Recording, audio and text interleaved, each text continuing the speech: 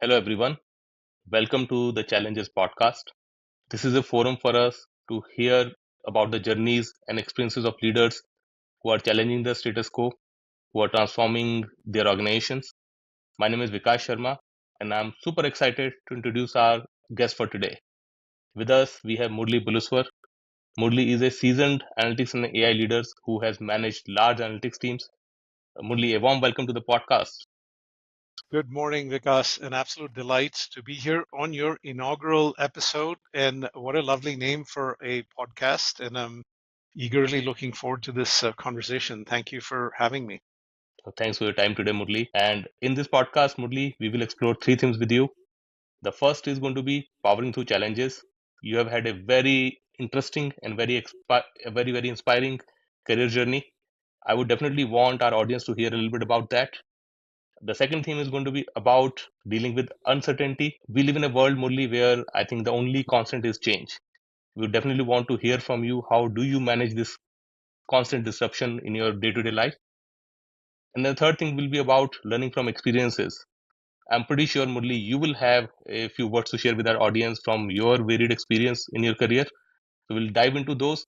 But before we go into there, Murli, I would want our audience to know you a little bit better. The way we do that is we have a few questions which basically give us a little bit glimpse into your personal side. I'm going to just present three of those to you, Murli. The first question is going to be about a book that you would recommend to everyone else, something which you've read and which resonates with you. And we can ask you, Murli, like, what is it that you like in that book? Absolutely. Thank you again. So, the book that I'm reading currently is called Shattered Lands: Five Partitions and the Making of Modern Asia by Sam Dalrymple. What I find super interesting about it is it really kind of walks you through the arc of how modern South Asia was actually made and how it evolved from where it was in the late 1800s all the way through post independence that formed India and Pakistan. And just the narrative around how the original sort of British Raj, the Indian Empire, went all the way from the Middle East, Mhm. from what is today Oman and Yemen, all the way through to Myanmar/Burma, and how over a period of time those countries came to be, and how they were actually split up from the British Empire.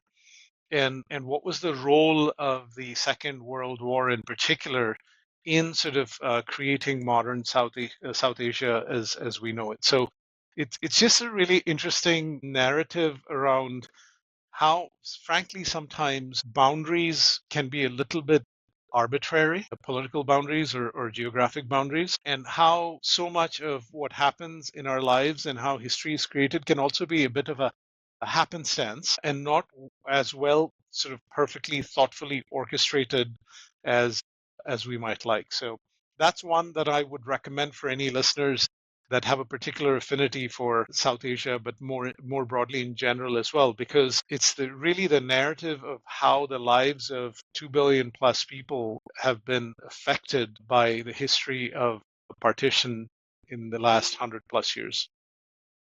Looks like an interesting combination of history and some life lessons there, Murli. Indeed, indeed. My second question for you, Murli, would be what is one small thing that always brightens your day? One fun little factoid, at least fun from my perspective, is when I wake up in the morning, the first thing that I do is I go to Spelling Bee in the New York Times puzzle app, and my goal is to get to genius level before I get to work every morning. And when I get that sort of accomplishment, it gives me just that extra step and that sort of pride in having gotten to that level of points accumulated by thinking about words from the letters in the puzzle. And it's a small things, but I think it's important in for all of us to find joy in our daily routines and to do the little things that give us a little bit of an extra step or make us smile. And it's obviously going to be different for different people, but I hope that everybody finds their own version of that. Mine is the spelling bee. I think the learning for me, Murli, is never to challenge in Scrabble. I'm assuming I'll have a tough time there. And then last question for you, Murli. What is a quote or philosophy you live by? Gosh, you asked me for one, so that's a little bit of a high bar. One of the things that I fundamentally believe is that before anybody else can see you in certain light, you have to see that version of yourself in you, and that you have to work toward creating that version of you. In other words, I do believe that oftentimes, not always, but oftentimes, the best that somebody will see in you is the worst that you see in yourself. And if you want others to consistently experience you in super positive light, then A, you have to believe it. And in order to believe it, you have to work toward actually creating that so that when you look in the mirror, you see that person consistently. And when you do, you give yourself a chance for others to see that person in you as well. This is very, very interesting, Murli, and thank you for giving us a glimpse into how you think, what are things that excite you as well. With that, let's jump into our podcast here to our first theme, which was around powering through challenges. And I specifically picked up this theme with you, Murli, because when I heard about your life story, when I heard about how you came to US with a few $100s in your pocket, and then how you basically from there built your entire career, it was very, very inspiring for me, right? But I can imagine for you when you landed here, it would have been a very, very scary situation. And I'm pretty sure, I think our audience would want to hear about the story of resiliency. Like, how were the first few weeks? How did you keep yourself motivated? Is there any advice you would have for audience who might also be starting their career or building something new? What would you want to share with them, Murli? Gosh, now you're really making me wind the clock back, Vikas, to days that seem are and are actually so very long ago. The first thing that I would say is when we seek inspiration, I think that we can find inspiration in many nooks and crannies. And I think practically everybody that we meet in our lives has something interesting and inspiring about them that might not always be visible to us. And there is a certain level of joy in being able to uncover a person's story and think about what aspects of their narrative we would like to be able to imbue in our lives as well. So in that sense, while I think my story is somewhat interesting, I also think everybody has a version of that in different facets of their lives that is equally, if not more, fascinating and inspiring. With that, I'll say if I wind the clock back, the thing that I remember the most is being a little bit overwhelmed and being confused and not having a sense of identity, feeling like an absolute stranger, not knowing the norms of how people related to each other, how they communicated. And there is no easy answers to how you grow from there, except you know what's in front of you and you know what you want to get today and tomorrow. And I think that's the most important thing sometimes is while it's sort of nice and wonderful to sort of think of the big picture, the action is in the here and now. And so really kind of think about what is your duty, what is your responsibility, what is your commitment in the here and now.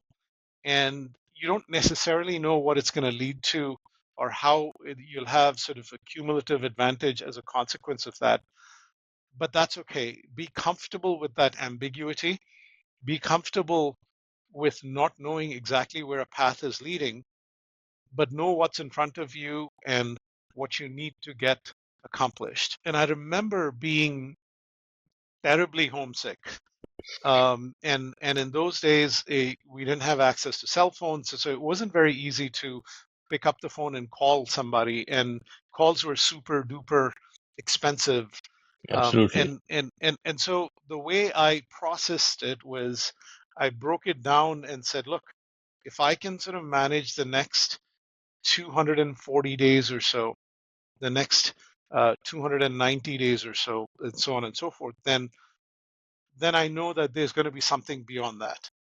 And the reality of the way life works out is when you get to that point, in this instance, when you get to the end of that first academic year, say May of the subsequent year, by then you've actually developed the strength, and some semblance of confidence and some semblance of accepting your environment and your reality to say this is going to be okay. And then all of a sudden, that mile marker that you thought was critically important the September before wasn't any relevant anymore.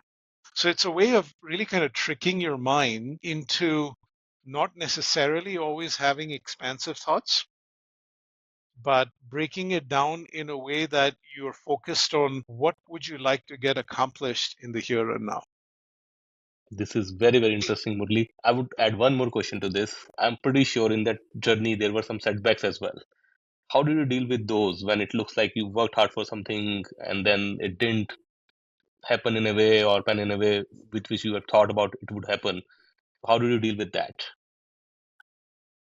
My view on that, Vikas, is if you're not trying, you're not going to fail.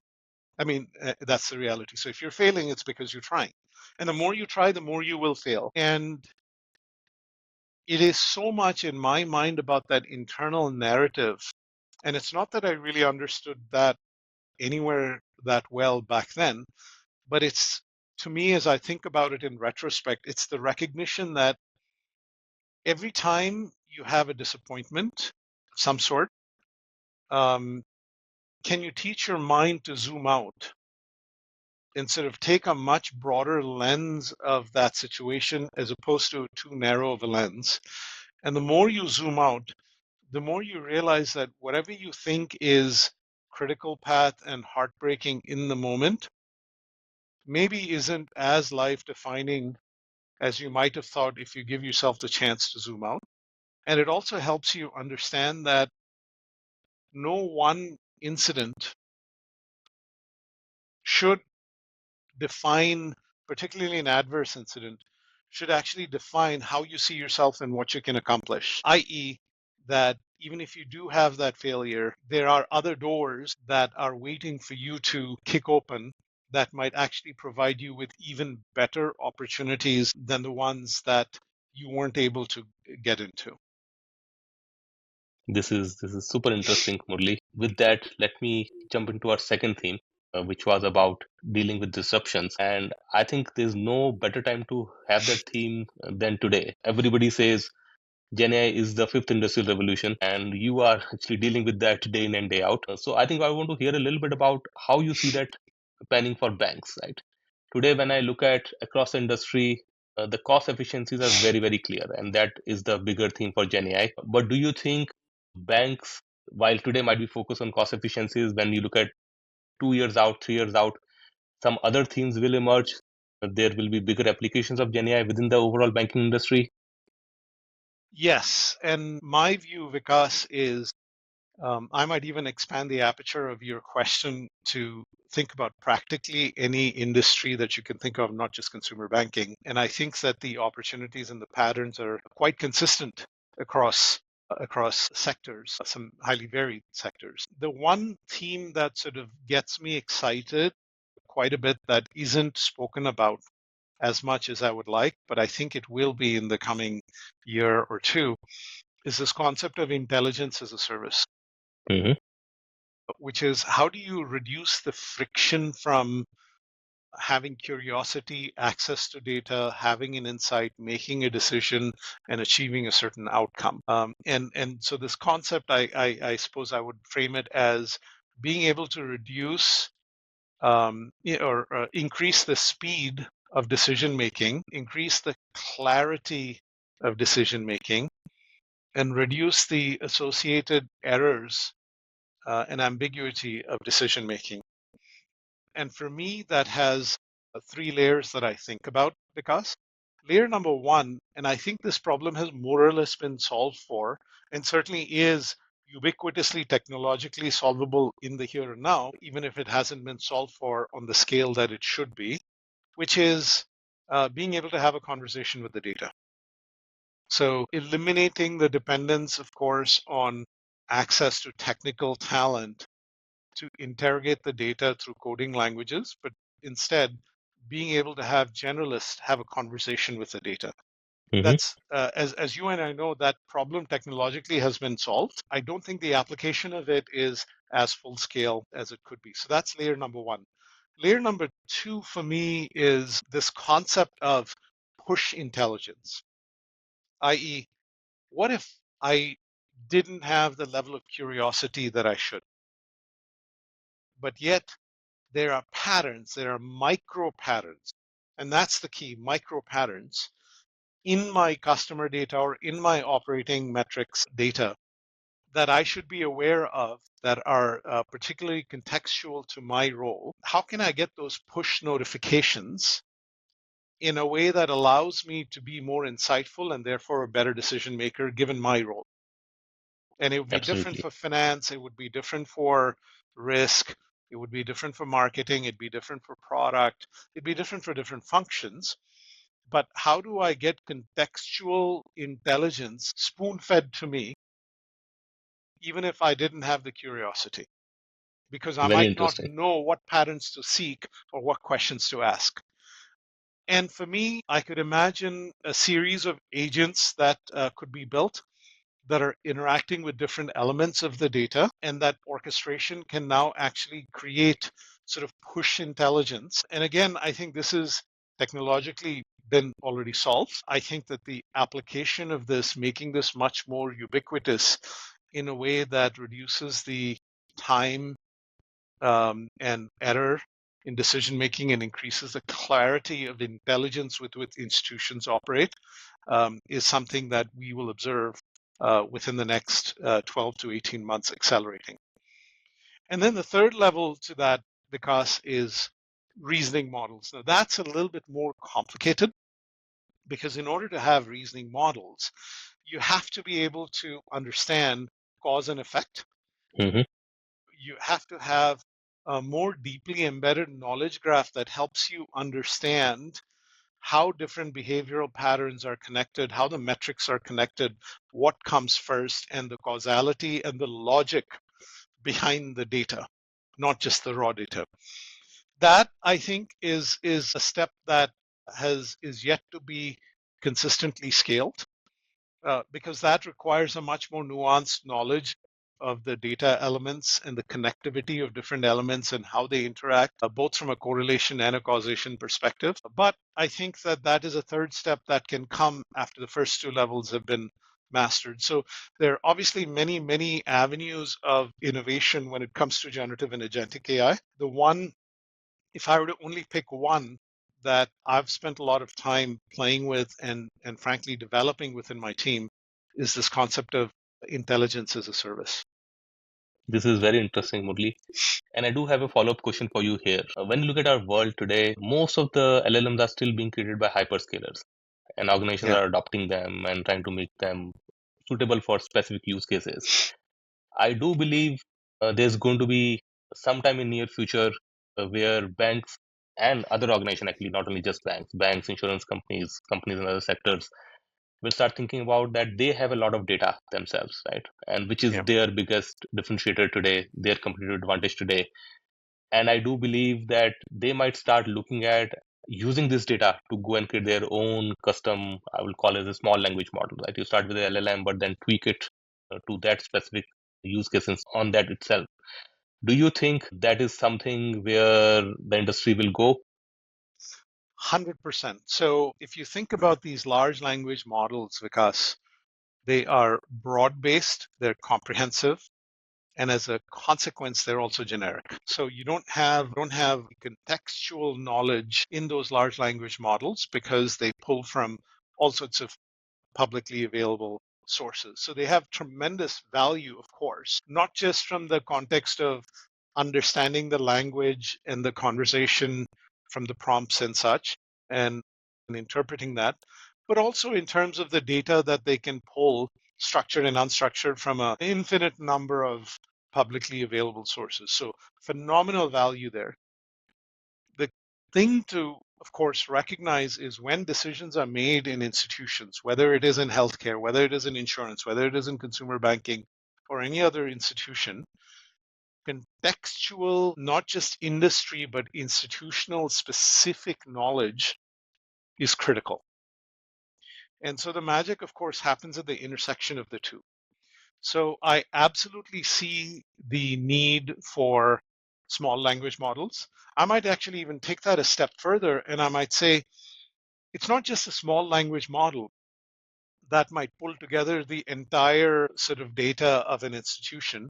It might even be micro language models, meaning that Absolutely. if you were to think about it in the context of insurance, underwriting data might be different from claims data, might be different from non-claims related customer experience data.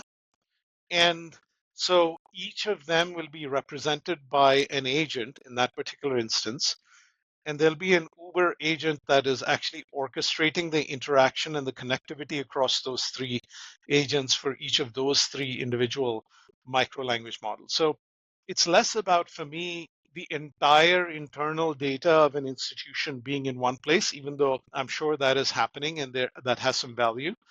It's more about the connectivity and the interaction of their internal data that typically sits in individual silos, and how do you draw meaning from that and draw connections in a way that makes them a much more smarter organization. For example, if you think about commercial underwriting, Hmm. the fact that they have an enormous amount of institutional data around decisions that have been made for underwriting, and when they won the bid with brokers and when they lost, maybe they even have some information on what carrier actually won the bid and what the price was.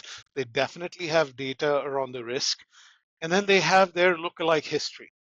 So the way commercial underwriting typically works even today is there's an enormous amount of human judgment and heuristics that go into it. But if you were to say all of general liability underwriting data can actually sit in one place and you can actually draw meaning from it, you can actually bring much greater parametric decision making or quasi parametric decision making to commercial underwriting.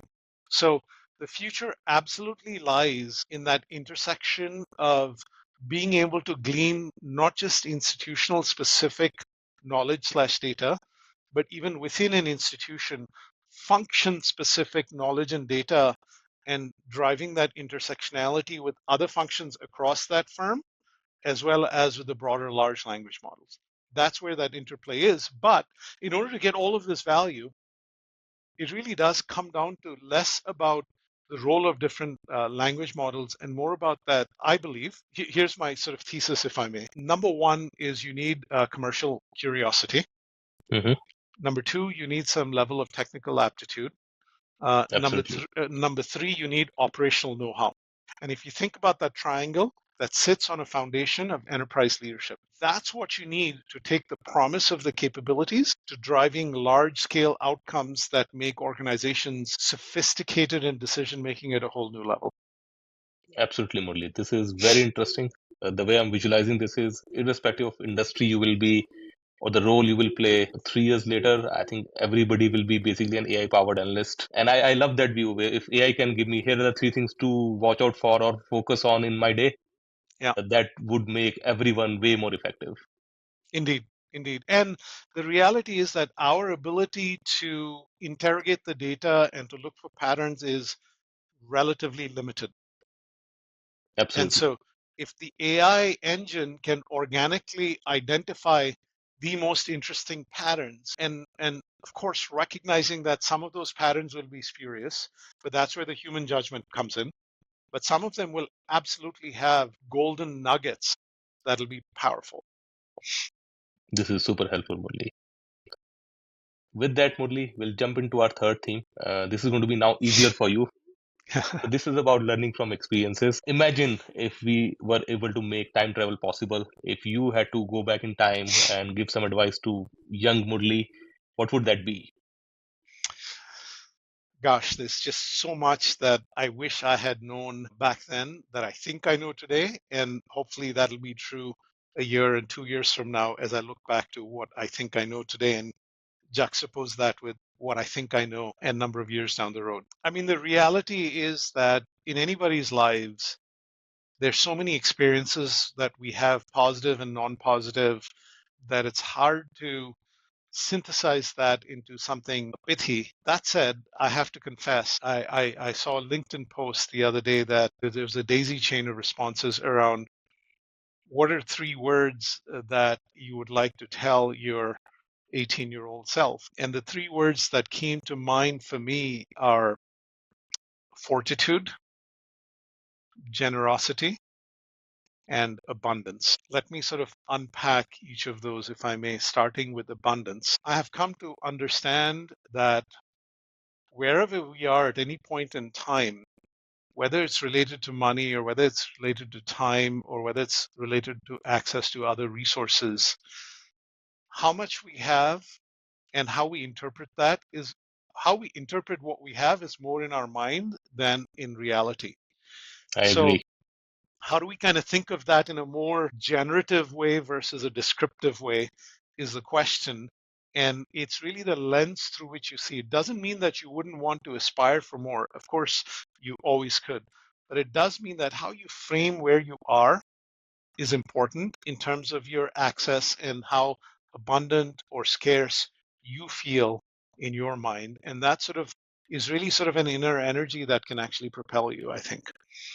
Number one. Number two, when it comes to generosity slash upliftment, I have come to recognize that anything that anybody accomplishes is a function of people that have played a positive, meaningful role in their accomplishment. Some of whom are known to those individuals, some of whom might not be known to those individuals. And that sort of left a deep mark on me because I've actually had unnamed people provide some modest scholarships so that I could actually have an education in this country. And so this concept of upliftment and generosity without asking the question of what do I get, I think is very near and dear to me now because it really sort of shapes how you see the world with optimism and with positivity and sort of the light that you shed as a consequence of that. And then fortitude for me is both physical fortitude and mental fortitude, which is the strength that you have, the inner strength that you have to be able to push forward, particularly when things aren't working out the way they do for you, and taking that energy of maybe what might be natural despondence and sort of channeling that into so what actions are you going to commit to in the here and now? And how do you develop the strength to say, my current circumstances cannot define my identity, and my identity and my potential and my aspiration is something much bigger than where I am today? So, those are the three themes that I wish I had better understood when I was younger, but I'm glad that I'm at least playing with those three themes in the here and now. I'm pretty sure, Murli, our audience will take away a lot from here. And I also wanted to, I know we are also coming to the end of our time, Murli. So first, I wanted to thank you for your valuable time today. I'm walking away with three key things. One, definitely, when you have a big problem, break it up into smaller problems and then focus more on what you can do, what is within your control. I think that's a very, very valuable learning. The second thing I'm going to walk away with is going to be that intellectual curiosity. We are in a time when a lot of things will change. I think we will also have to go and look at our skill sets. We'll have to augment our skill sets as well. So having that curiosity is going to be super helpful.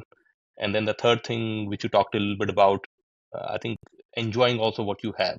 I think that glass half full mentality is also equally important.